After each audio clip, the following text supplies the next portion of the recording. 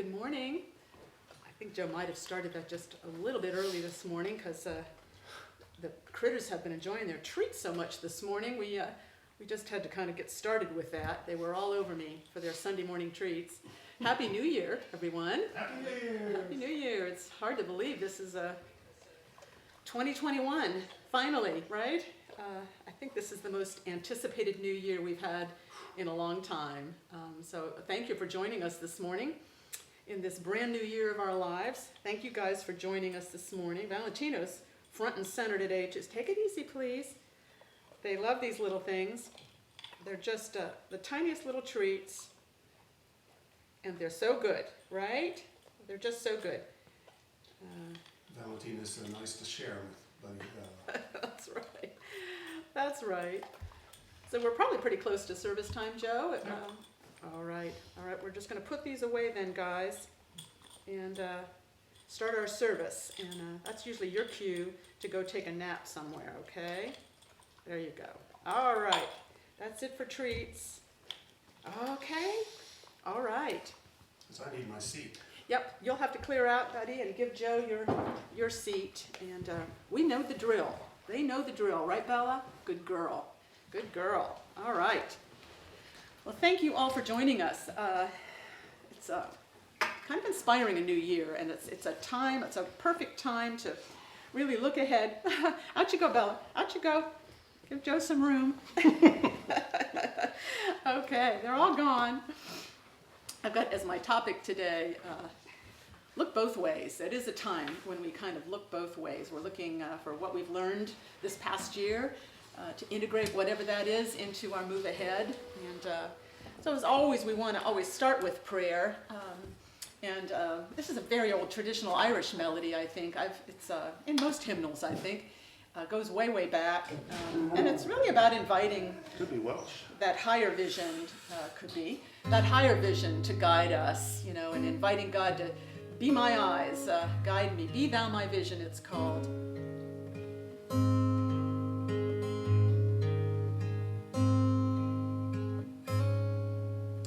Be thou my vision, O Lord of my heart, not be all else to me save that thou art. Thou my best thought by day or by night, waking or sleeping, thy presence my light.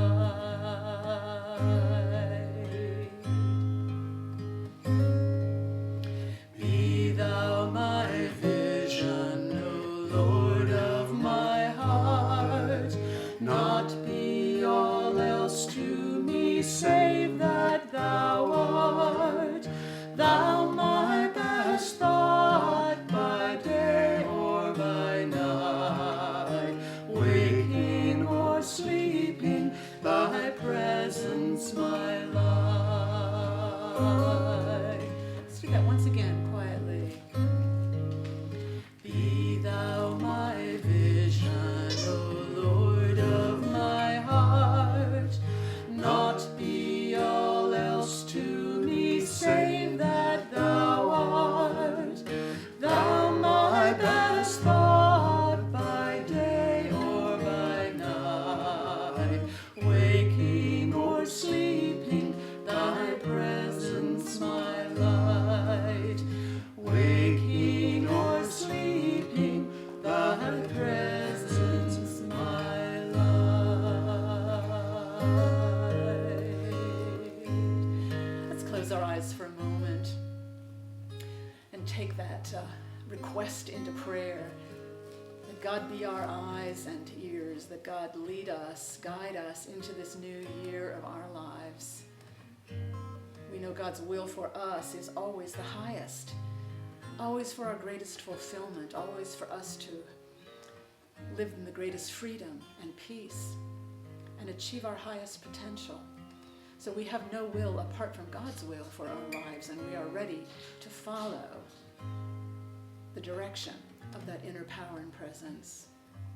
We bring into our hearts and minds all those we're lifting up in prayer this morning for healing, for the renewing strength and power of God flow through them in fullness, without resistance or obstacle of any kind. All healing resources needed are being provided. Loving care is being provided on all hands. Angels are with us, both visible and invisible, moment by moment, to heal and guide us and lead us in the path of life.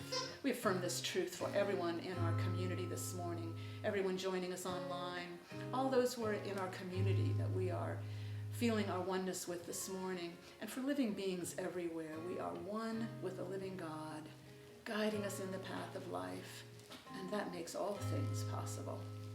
And we are grateful, and so it is. Amen. Amen. It's pretty chords.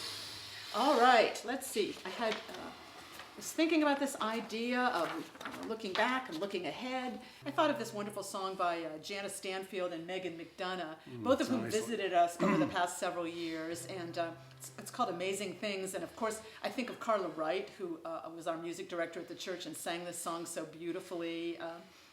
And Michael Contras, who you accompanied her, and I know you love the song as well. It's a beauty. It's called Amazing Things. So join on the chorus as soon as you catch on to it, which is very simple. All right?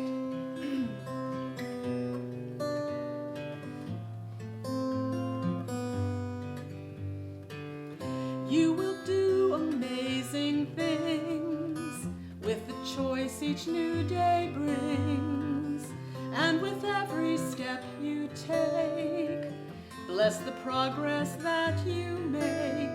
The reason you live is there in every gift you give. Love your life, love your dreams. You will do amazing things.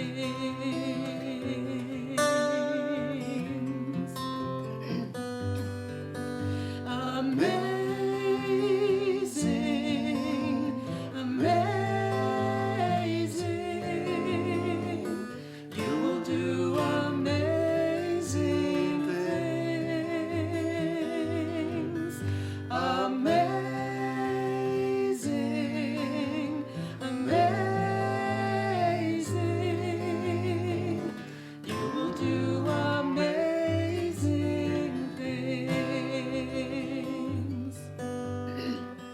Oh, the places you will go and the people you will know.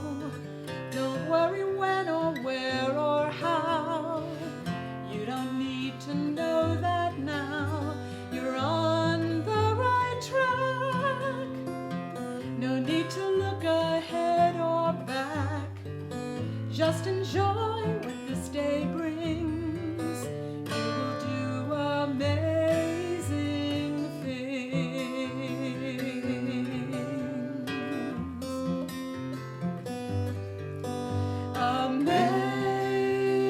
Amazing, amazing.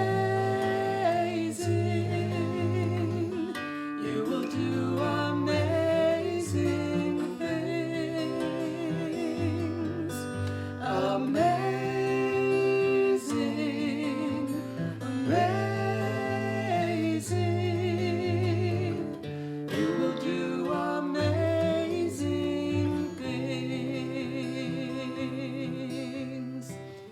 You will do amazing things.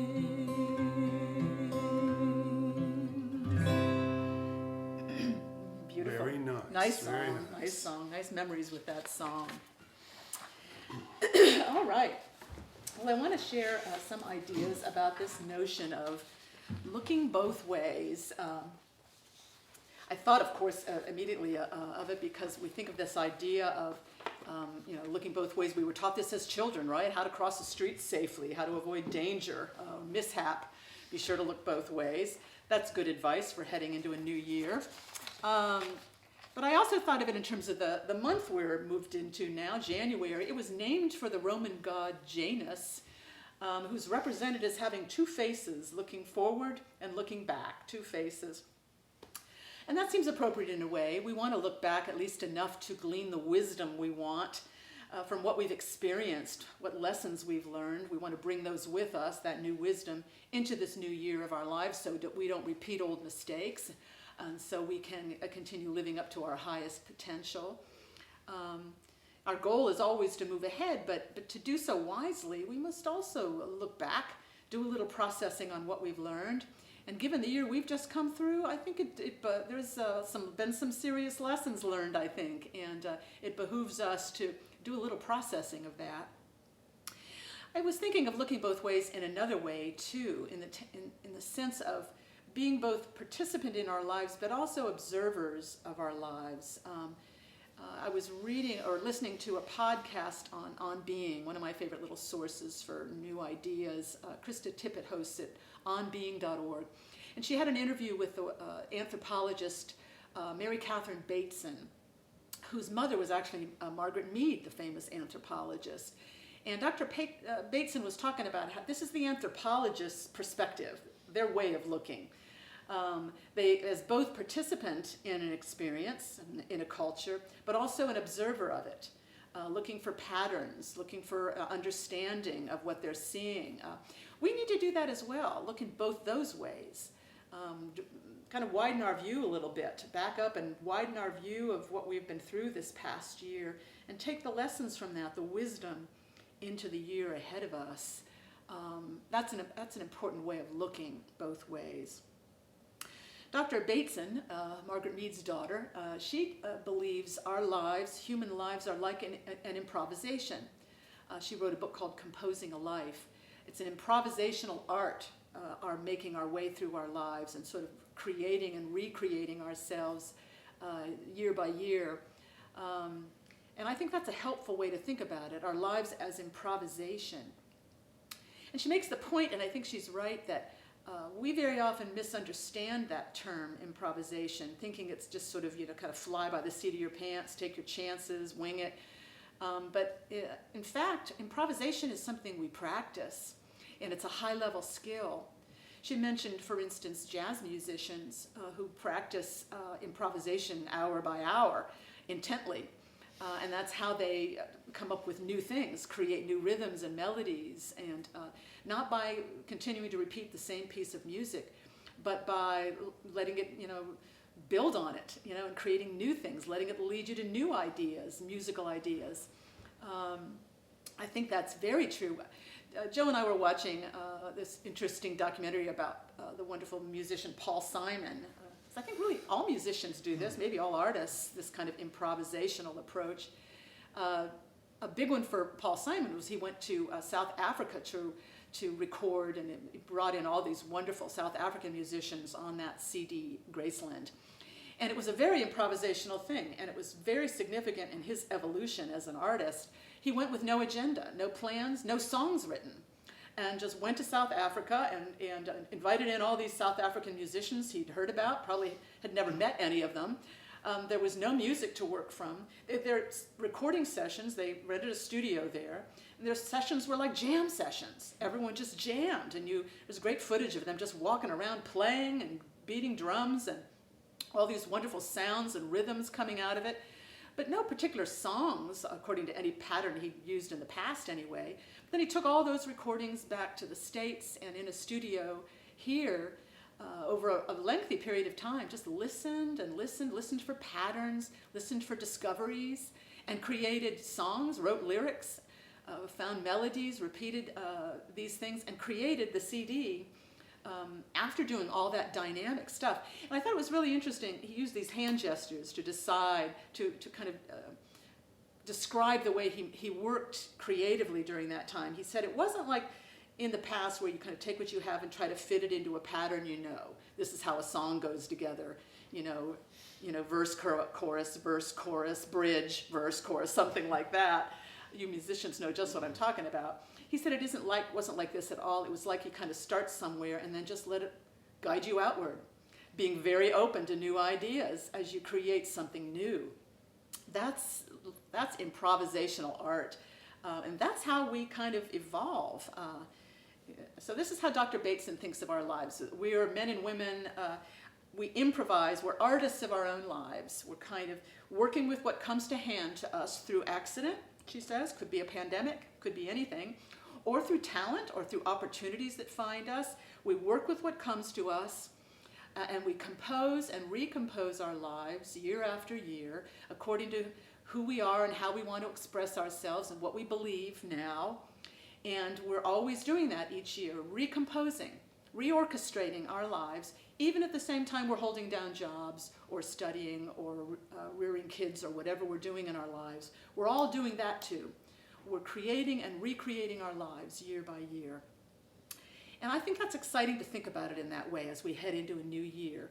This is really evolutionary process we're talking about. Looking at our experience, what's worked, what hasn't worked, what adjustments we want to make going forward so we don't repeat mistakes and so that we move and create something new and reach a fuller potential in this new year of our lives. It's both an individual process and a collective process, I think. And so as I was thinking about that, I remembered this old teaching story. I've used it before, but not in a long while, so I hope it will be somewhat new to you. It's a very short teaching story I'll read to you. It's called an autobiography in 5 short chapters. Chapter 1, I walk down the street. There is a hole in the sidewalk. I fall into the hole. It is not my fault. It takes me forever to get out. Chapter 2, I walk down the street. There is a hole in the sidewalk. I see it is there. I fall into the hole, but it is not my fault. It still takes me forever to get out. Chapter 3, I walk down the street. There is a hole in the sidewalk. I see it is there. I fall into the hole. It is my fault. I get out immediately. Chapter 4, I walk down the street. There is a hole in the sidewalk. I see it is there. I walk around the hole. And chapter 5, I walk down a different street. Really like that. Walk down a different street. That's really a little teaching story about our evolutionary process, I think. You know, we take our primary lesson of what we've been through. What holes have we been falling into? What mistakes do we keep making, individually or as a global community? And we learn from that. And we take those lessons with us into the new year. And what we decide, how we want to change, how we want to compose our lives this year, what we want to share with each other, what kind of ideas, wisdom, vision as we go forward has tremendous transformative power.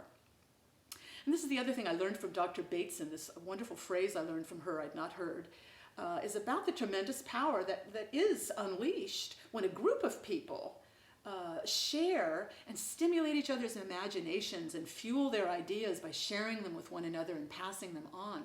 She talks about this when it happens in a group as an evolutionary cluster. I love that phrase. That's a new one for me. And it was triggered by a memory of her mother, Margaret Mead. And I know many of you are familiar with this Margaret Mead quote. She said, "Never doubt that a small group of thoughtful, committed citizens can change the world." It's often tagged with, indeed, it's the only thing that ever has. It's about her daughter, Dr. Bateson said, her mother was talking about evolutionary clusters, that there's a tremendous power released, more than we can imagine, really, when a group of people create a new idea and build a vision and fuel each other's ideas about it and share their wisdom and pass it on. She said, very often major accelerations have come about when a group of people got together and learned together and dared to think new thoughts and pass them on. That's an evolutionary cluster, and they're powerful, and they happen all the time. We're aware of many of them. She said, think about the disciples of Jesus. That was a small group of people stimulated by these teachings of Jesus of Nazareth to think in a new way about God, our relationship with God, about the healing energy that can flow through us as God-infused beings. Very, very exciting new ideas that they shared with one another, that they shared visions, imagination, passed on to others. Tremendous impact. Dr. Bateson said, think about the American Revolution. This was a group of early colonists thinking new thoughts, reading, studying. They were reading a lot of French philosophy. I think is interesting. They were thinking of imagining an independent state something new, a new way of having a country, sharing these ideas and passing them on, and what that all led to. And she said the key point is, this is how evolution happens.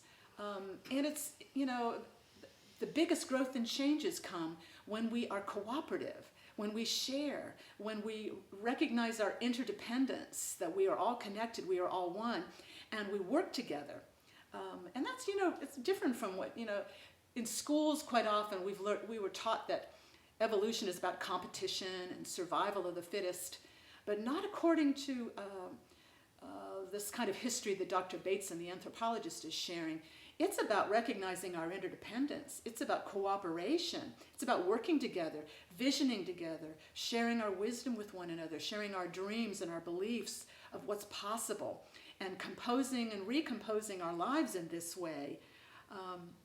This is how we work best together and evolve most successfully, working together. And it seems to me that's a powerful lesson for us, and a powerful synchronicity. Because if there's one thing we've learned, the biggest lesson this past year, I think it's been about our interdependence, don't you? Our interconnection. That as I take care of you, I'm taking care of myself. That we have to take care of each other to take care of ourselves. We have to take care of our planet and the creatures that live upon it, and the vegetation, the trees and the flowers and the birds. We are all in this together. We are all independent. And as we nurture each other, we are nurturing ourselves and envisioning new possibilities for ourselves. Bateson says this is a time of real urgency for us to learn that wisdom, that insight that we've been being taught, and to learn to use the word we to include us all inhabitants of planet Earth, all life on planet Earth. Think of that as our we. We're all in it together. And to begin to build ideas in evolutionary clusters, in groups everywhere, wherever we live or dwell, share these ideas of our oneness, of how we want to live together in harmony and peace and freedom and justice for all, as we care for one another. That's the different street we want to walk on this year, I think. And I want to affirm our capacity to do it, guided by God in us, that wellspring of all the wisdom we need. So let's take a moment in prayer and affirm this truth as we are heading into this new year of our lives. We are walking a different street this year. We are not falling into the holes and making the mistakes of the past. We are remembering we are one as we care for ourselves, as we care for each other, as we care for the planet. We affirm our oneness with the power and presence that is the source of all our good. We affirm our intention to live in harmony with one another, to follow the guidance from within, the wisdom rising in us, and we know we will be guided by day and by night. We will be empowered to meet the needs of the day, to live in greater freedom and peace and harmony and joy. Thank you, God, for your unfailing presence with us now and all through the year ahead. And so it is. Amen. All right, well, just a couple of thank yous as always, and then a closing song. So much appreciate your being with us through thick and thin. We had in our live broadcast today a few little glitches, so we wanted to make sure we had the full recording on YouTube. So always keep that in mind. It's on Facebook, but then we always repost and check for quality control in our YouTube posts later in the day. We're so grateful, I know you are, I speak for you as well, to Joe for all his technical work on these things. There's so many things in balance, and sometimes there are things you can't control. Could be something from in the data stream fluctuating, something in the software going a little hooey. Sometimes we don't entirely know, but by and large, we've been quite fortunate, I would say. Yeah, so thank you for your unfailing support, being with us every Sunday, your support for the church all through the past year and now, and thank you for your comments. We so much appreciate hearing from you. Send in those prayer requests at any time. That's how we can support each other. So yeah, we're going to have one more song. I was reminded watching Bill Cohen's lovely New Year's Eve concert a couple nights ago. Yeah, I know good. some of you were watching that as well. He did this Janice Ian song, and I remembered, yeah, that's a favorite of mine. We've done it a number of times, but not for a while, and it's a good one, looking ahead to this wonderful new year of our lives. It's by Janice Ian. It's called Better Times Will Come. So join us on the chorus. Better times times will come, better times will come, when this world learns to live as one. Oh, better times will come, when we greet each dawn without fear, knowing loved ones soon will be near. When the winds of war cannot blow anymore, oh, better times will come. Better times will come. Better times will come, when this world learns to live as one. Oh, better times will come. Though we live each day as our last, we know someday soon it will pass. We will dance, we will sing in that never-ending spring. Oh, better times will come. Better times will come.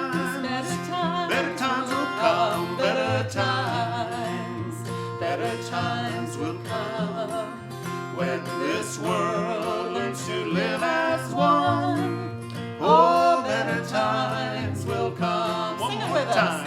Better times will come. Better times will come, when this world learns to live as one. Oh, better times will come. Oh, better times. Oh, better times. Oh, better times will come. Okay. All right. Well, let's just join together in our prayer for protection, as we Yeah. always do. Will you join us in that? The light of God surrounds us. The love of God enfolds us. The power of God protects us. And the presence of God watches over us. Wherever we are, God is. And all is well. So it is. Amen.